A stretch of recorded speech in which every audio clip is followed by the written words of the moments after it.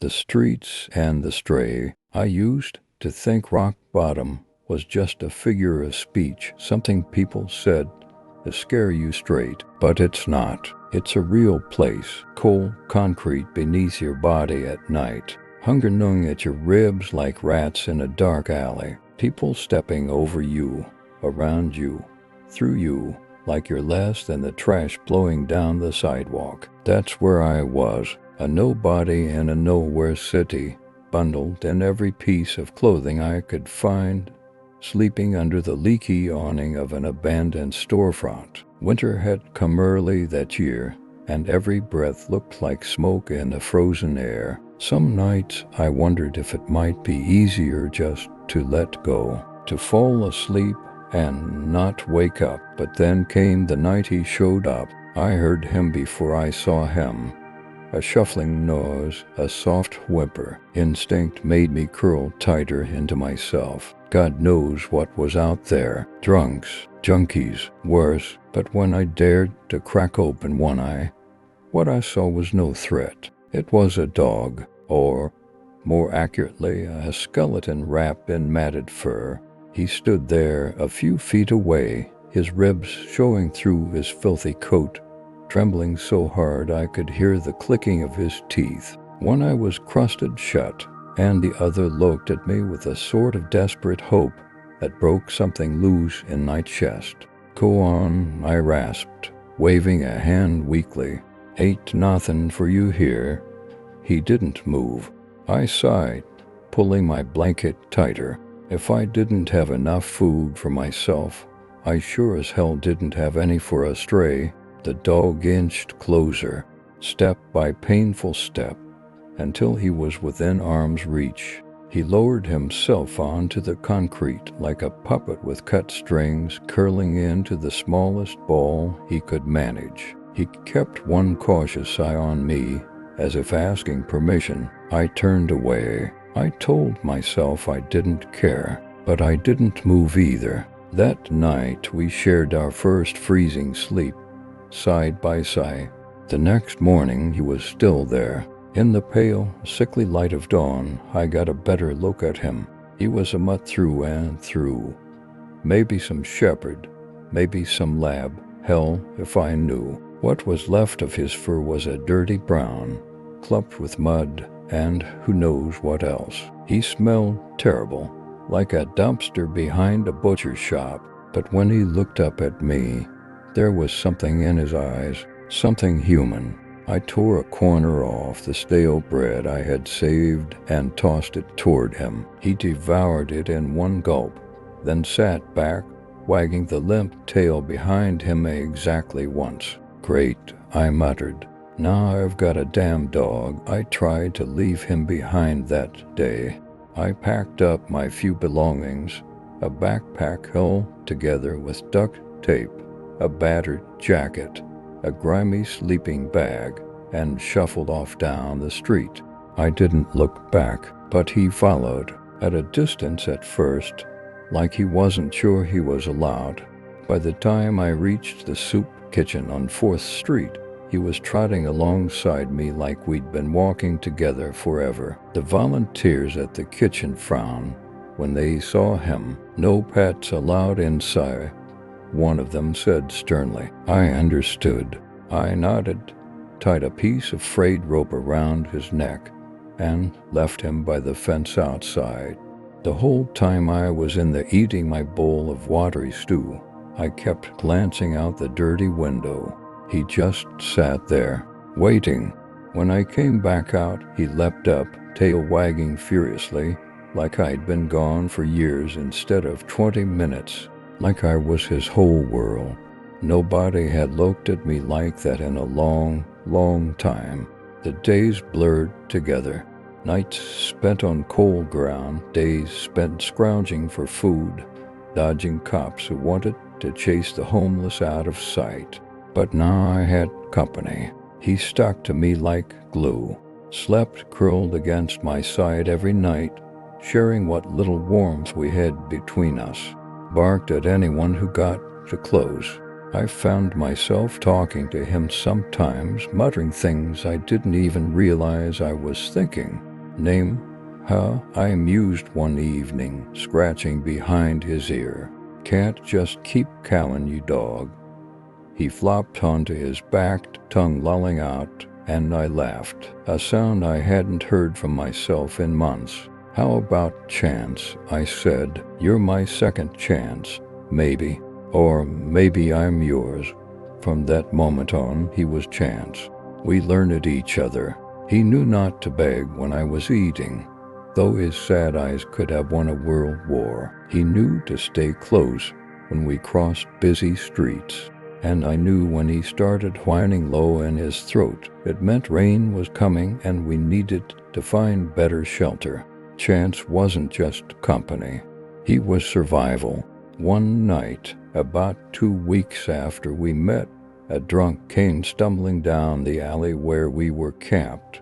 Big guy, angry, started kicking at my sleeping bag, shouting slurred nonsense about bums and trash. I didn't even have time to sit up before Chance was there, a low, menacing growl rumbling from deep in his chest. His hackles rose, his body tensed like a coiled spring. The drunk took one look at him and staggered off, muttering curses. I sat there, heart hammering, staring at my dog. He looked back at me, wagging his tail once, as if to say, "Don't worry. I got you." I pulled him into my arms that night, held him like he was the last real thing left in the world. It's funny how quickly a dog can become your whole life. The weeks turned into months. Winter bled into a gray, slushy spring. Chance grew stronger. His coat started to fill out, and he walked with more energy. Me, I was still a mess, still jobless, still hopeless. But there was a spark now, a reason to wake up, a reason to keep going, because Chance needed me, and I, God help me, needed him too. Finding purpose. If someone had told me back then that a half-starved stray would become the center of my life, I would have laughed right in their face, or maybe cried, probably both. But here we were, me and Chance, to nobodies making our slow way through the forgotten corners of the city. Spring came grudgingly that year. The snow melted into greasy puddles, the wind lost some of its bite, and I could finally peel off a few layers of the grime-caked clothes I'd been living in. Chance loved it. He would race ahead of me in the alleys, splashing through puddles, tears flopping tongue out. For a few minutes each day, he wasn't a survivor. He was just a dog, joyful and free. Watching him, I started to remember what it felt like to be something more than broken. The change started with a woman named Maria. We were huddled outside the downtown library one afternoon. I had discovered that the library vents blew warm air onto the sidewalk, making it a prime spot to sit without freezing your ass off. Chance was dozing against my hip, his nose twitching with puppy dreams when Maria walked by. She was maybe mid-50s, wearing a green knit hat and a second-hand coat. She had that look, not pity exactly, but something softer, something like concern. She stopped a few feet away. "That's your dog?" she asked. I nodded, wary. People met trouble sometimes, even ones who smiled. She squatted down, careful to keep a respectful distance. "He's beautiful," she said. "What's his name?" I hesitated. Saying it out loud made everything more real somehow. "Chance," I said finally. "Well, he's lucky to have you," she said. I snorted. "If you say so." She dug around in her bag and pulled out something wrapped in foil. "Here, it's just a sandwich, turkey and cheese." I almost refused. Pride's a funny thing. It'll keep you starving just to avoid a handout. But Chance lifted his head, nose twitching, and I felt my stomach clench in response. I took the sandwich with a rough mutter of thanks. Half went to Chance, half went to me. Best meal we'd had in days.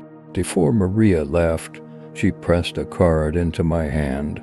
If you ever want to clean up or need something for your pup, come by here, she said, tapping the card. We help folks like you. I watched her walk away, the card clutched tight between my fingers. Second chance shelter, food, showers, vet care, help. It took me 3 days to work up the nerve to go. When we finally walked through the battered door of Second Chance Shelter, I was ready to bolt. The place smelled like bleach and wet dog. There were people everywhere. Volunteers, other homeless folks, kids clutching stuffed animals, women with haunted eyes. Chance pressed close to my leg, his body vibrating with nervous energy. It's okay, buddy, I murmured. We'll just look. But the volunteers were kind. No judgment in their eyes, no pity either. Just welcome. They gave me a clean set of clothes and pointed me to a shower stall. They offered Chance a bath too. Something he wasn't too thrilled about, judging by the racket he kicked up. But afterward he looked like a whole new dog. His coat was a rich tawny color under all that grime. His eyes sparkled, and me, I barely recognized the guy in the cracked mirror. Still skinny, still rough around the edges, but human again. That's when I met Ben. Ben was a wiry man in his 60s, all sharp elbows and crooked smiles. He was in charge of the animal program at the shelter, making sure homeless folks' pets got shots, food, even checkups. That mutt of yours, he said, eyeing Chance. He's something special. I bristled, ready to defend Chance against whatever came next. But Ben just chuckled. Special's good. You ever think about working with dogs?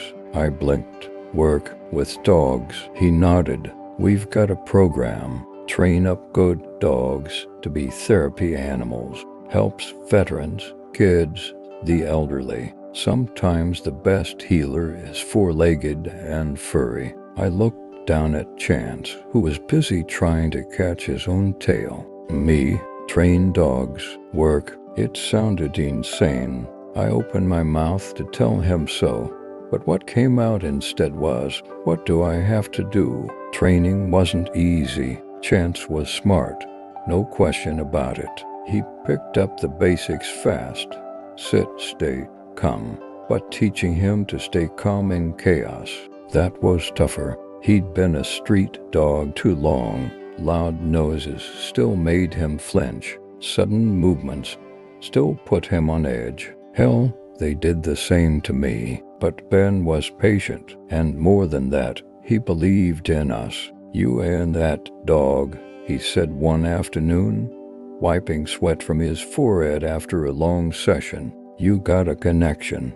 That's rare. You hang on to that. I did. With everything I had. We practiced every day. In the park, in the shelter, on the sidewalks. Chance learned it to ignore distractions, to walk steady at my side, to sit politely when kids came running up with sticky hands and squeals of delight. And me, I learned it right along with him. How to be steady, how to be patient, how to breathe through the fear instead of running from it.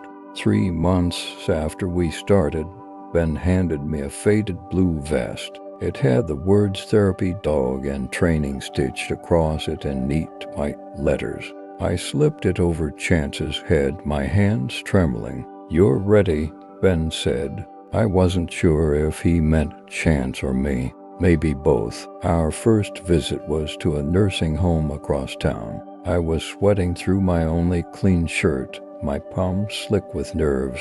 What if Chance messed up? What if he barked or jumped on someone, or worse? But when we walked through the doors, something amazing happened. Chance transformed. He walked with a slow, careful grace, his tail wagging gently, his eyes bright and alert. He seemed to know, somehow, that this was important. The residents lit up when they saw him. Old men and women with faces like wrinkled maps reached out trembling hands to stroke his soft fur. Chance sat by them patiently, nuzzled into their palms, sometimes even offering a sloppy kiss that made them laugh like children. I watched from a few steps away, feeling something loosen inside my chest, something that had been locked up tight for years. Hope, real burning hope. That night, curled up in a corner of the shelter, I wrapped my arms around Chance and buried my face in his fur. "Thank you," I whispered. He licked my ear in response, then flopped down with a sigh, his warm weight pressed against me. For the first time in a long time, I didn't dream of cold streets or hunger or fear. I dreamed of Chance, and of a future that maybe, just maybe, was worth fighting for. Healing together, Chance and I visited the nursing home every week after that first day. At first, we were just another team in the rotation. Plenty of volunteers came through with their well-behaved golden retrievers and polished Labradors. People liked us well enough. A scruffy mutt and his even scruffier handler. We made folks smile. We gave them something to look forward to. But slowly something more began to happen. Something none of us expected. Chance didn't just visit people. He found them. There was Mr. Reynolds, a retired firefighter who hadn't spoken a full sentence since his stroke. Other dogs would come and go from his room, and he would just stare out the window. But when Chance patted in one afternoon, Mr. Reynolds turned his head. He reached out with a shaking hand. Chance laid his head gently into that palm, as if he knew how fragile the moment was. And Mr. Reynolds said, hoarsely, "Good boy, nurses cry." I cried too, pretending to wipe my face on my sleeve. There were others. Miss Zhang, who hadn't smiled in months, broke into laughter when Chance danced for her, spinning awkward circles on the tile floor. Old Mr. Lopez, who'd refused visitors for weeks, let Chance curl up on his bed while he drifted into a peaceful sleep. It was like Chance could see right into people's broken places and say, "I get it. Me too."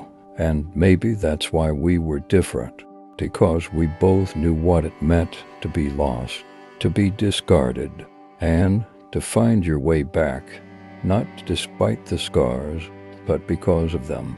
Outside the nursing home, things were changing too. Ben had a friend, a woman named Sandra, who ran a program that hired folks like me to work with therapy animals full-time. She offered me a job after a few months of volunteering. It wasn't much, minimum wage, part-time, but it was something. It was hope wearing a name badge and a threadbare uniform. I took it. I would have scrubbed floors if it meant a chance to stand on my own 2 feet again. But the fact that I got to keep working with Chance, that was a blessing I didn't know how to pray for. Steady work meant steady paychecks. Steady paychecks meant I could afford a tiny room in a rundown boarding house on the east side. It wasn't much, a twin bed, a cracked window, a heater that rattled and wheezed all night, but it was ours, mine and Chance's. The first night we slept there, Chance explored every inch, tail wagging like crazy. He sniffed the faded rug, jumped onto the sagging bed, and gave me a look that said, "Is this ours?" "Really, yeah, buddy," I said, laughing. "It's not the Ritz, but it's home," he answered by curling upright in the center of the bed, leaving barely enough room for me. I didn't mind. I'd slept on concrete. I could survive a little elbow room loss. One afternoon, a few months after we moved in, I found an old guitar at a yard sale. $5, 2 strings missing. Perfect. I used to play back before everything fell apart. Back when I was just a guy with bad luck and a few broken dreams. Not a ghost haunting the streets. Sitting cross-legged on the thin rug, Chance at my feet, I tuned the old thing as best I could and started picking out chords. Clumsy at first, rusty, but soon enough the music filled the little room. Rough, raw, beautiful. Chance lifted his head and let out a happy little whine, tail thumping the floor in time with the beat. "Yeah, buddy," I said, smiling. "Me too." Our work with the therapy program grew. Sandra asked if I'd be willing to visit the children's hospital too. I hesitated. Kids were different, more fragile somehow. I was terrified of saying the wrong thing, of seeing that kind of pain. But I said yes, because if Chance could be brave, so could I. The first day at the hospital was brutal. Tiny bodies in beds to beg for them. Tubes and monitors and beeping machines everywhere. Chance hesitated at the door. I knelt down beside him, gripping his leash tight. "We got this," I whispered. One step at a time, he licked my cheek and trotted forward. The kids loved him instantly. They didn't care about scars or street smells or sad pasts. They cared about warm fur and wagging tails and sloppy kisses. Chance was a natural. He would climb carefully onto beds when allowed, curling up beside tiny bodies racked with illness, soaking up tears without complaint. He let them dress him in silly hats and superhero capes. He let them bury their faces in his fur when the pain was too much. He gave them something the doctors couldn't, a reason to smile, a reason to fight, and me, every time I saw a smile break through a mask of pain, every time I heard laughter bubbling up in a sterile hospital room, a little more of me healed too. One day, near Christmas, a nurse pulled me aside. "There's someone special who wants to meet Chance," she said. She led us to a room at the end of the hall. Inside was a boy, maybe 9 or 10 years old, real thin, bald from chemo, but with bright, burning eyes that didn't match the frail body they lived in. His name was Tyler. Tyler grinned when he saw Chance. "That's him," he said. "That's the dog I saw in my dream." I blinked. "Dream?" Tyler nodded fiercely. He came to me, said everything was gonna be okay. My throat closed up so fast I couldn't speak. Chance walked straight over, hopped onto the bed, and laid his head gently on Tyler's chest. The monitors beeped steadily. The sun slanted through the blinds, turning everything gold. In that moment, it felt like the whole world held its breath. And somehow, I knew Tyler was right. Everything was going to be okay. Maybe not perfect, maybe not easy, but okay. And sometimes that's enough. That night, back in our little room, I strummed the battered guitar and sang softly, Chance snoring beside me. We weren't rich, we weren't famous, but we had each other. We had purpose. We had a life, a real one, built from broken pieces, built from second chances. Full circle. Years passed, not all at once, but slowly, like the way winter turns into spring. So gradual you barely notice it until one day the cold is just gone. Chance grew older. The tawny in his coat started to silver around his muzzle. His sprints slowed to steady trots. His leaps became careful steps. But his spirit, unchanged, still the same dog who had once found me in a forgotten alley and dragged me, kicking and screaming, back to life. By then, I had built something I never dared dream of before, a life. I was no longer just a guy surviving day to day. I was a certified therapy dog handler, leading workshops for other folks who needed a second shot like I had. I had savings, a small apartment with real furniture, even a tiny, beat-up truck that coughed and sputtered but got me where I needed to go. And friends, real friends, people who didn't just know me as that homeless guy with a dog, but as someone who mattered, all because of chance. Because one dog believed in me before I even remembered how to believe in myself. One afternoon in early spring, Sandra pulled me aside after a therapy session. "You ever think about speaking publicly?"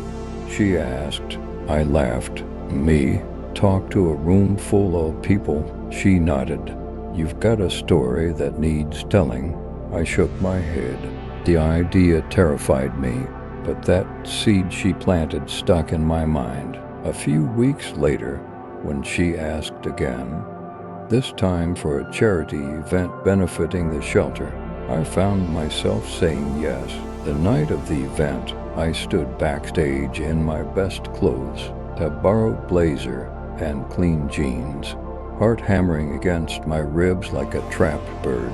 Chance sat at my side, tail thumping lazily. "I can't do this," I muttered. He huffed and bumped his nose against my hand. "You can. You will." And somehow I believed him. When they called my name, I stepped out into the lights, Chance trotting beside me. The room blurred, faces, tables, decorations, but Chance's steady presence grounded me.